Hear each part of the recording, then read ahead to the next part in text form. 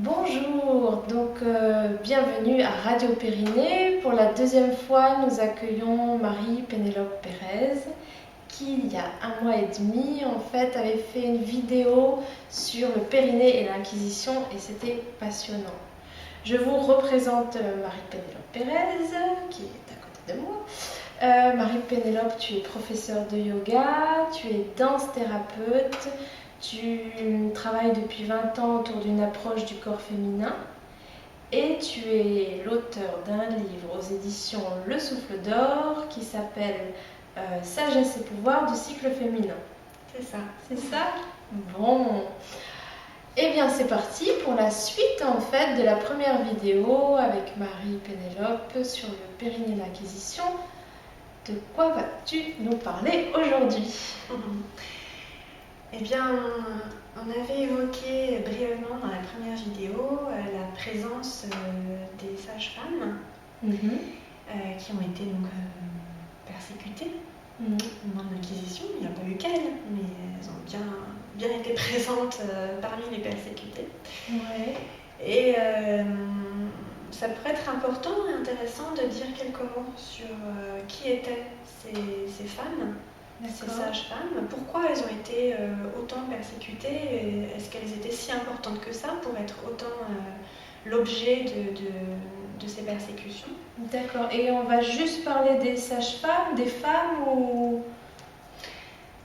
Tu veux dire, est-ce qu'il n'y a que des femmes dans le sujet? Est-ce qu'il n'y a que des femmes? C'est ça en fait qui est intéressant parce que en fait ces vidéos sont bien sûr adressées à tout le monde, pour les femmes, les hommes.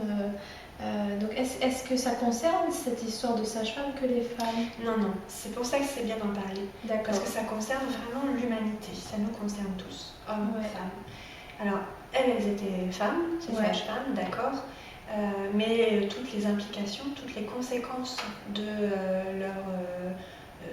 la coercition qui a eu lieu contre ces femmes concernent vraiment l'humanité, puisque c'est vraiment tous les enfants à naître dans des conditions qui vont être des conditions trop loin de conditions saines, qui vont avoir des implications donc, sur l'être en devenir, qu'on soit homme ou qu'on soit femme. D'accord. Et puis aussi, les sages-femmes étaient effectivement centrales, mais il y avait aussi un certain nombre d'hommes qu'on appelait plutôt des guérisseurs. Ah, oui. Et ces guérisseurs faisaient, on en trouve le parallèle quand on regarde un petit peu ce qui se passe dans les peuples qui pratiquent le chamanisme. Ces guérisseurs, ces hommes de médecine qui utilisent pour pouvoir passer leurs initiations et devenir des guérisseurs, qui vont utiliser toute une symbolique féminine qu'ils portent sur eux d'ailleurs. Ce sont des signes distinctifs, c'est-à-dire que pour pouvoir soigner dans cette dimension qui était la dimension pratiquée par les sages-femmes, cette dimension du soin dans le cycle du vivant.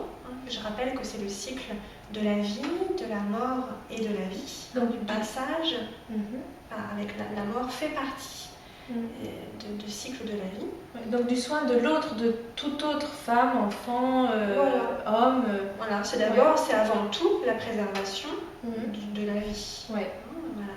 Et donc cette dimension du soin, c'est tout un rapport à la vie, tout un rapport à la terre qui nous porte, un rapport à l'environnement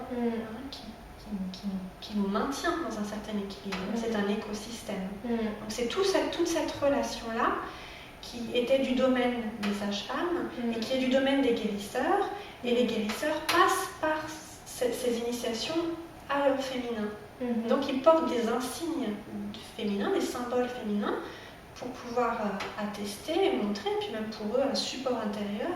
C'est-à-dire que pour pouvoir accéder à cette dimension-là, ils vont contacter ce domaine du féminin. Leur dimension féminine. Voilà, d'accord. Cette dimension de la profondeur, cette dimension de la matière, de la profondeur, de ce rapport charnel avec le cycle de la vie. Oui. C'est par là. Oui, pour comparer masculin-féminin et pas homme-femme. Tout à fait. Ils touchent leur essence féminine. Voilà. Que chaque homme a en lui. Voilà. Comme masculine, chaque femme a en elle. Tout à fait. Oui, donc il y avait une véritable reconnaissance, présence du féminin dans ces métiers-là, et pour tout le monde en fait, femmes, hommes, donc pour la société et les communautés en général. Mais oui, complètement. Et pour relier aussi avec vraiment le sujet de Radio Périnée, oui.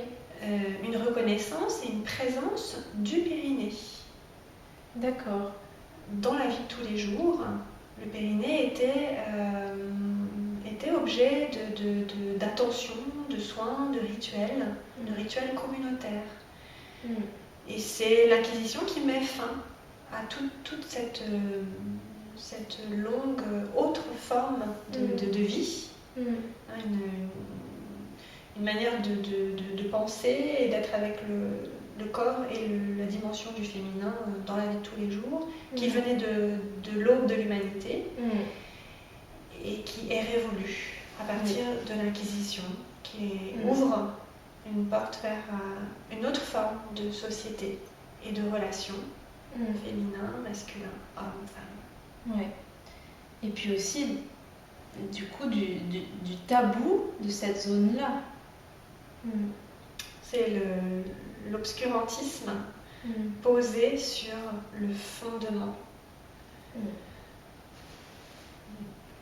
Bon, il y aurait, je pense, 1000 choses à dire et on pourrait t'écouter pendant des heures.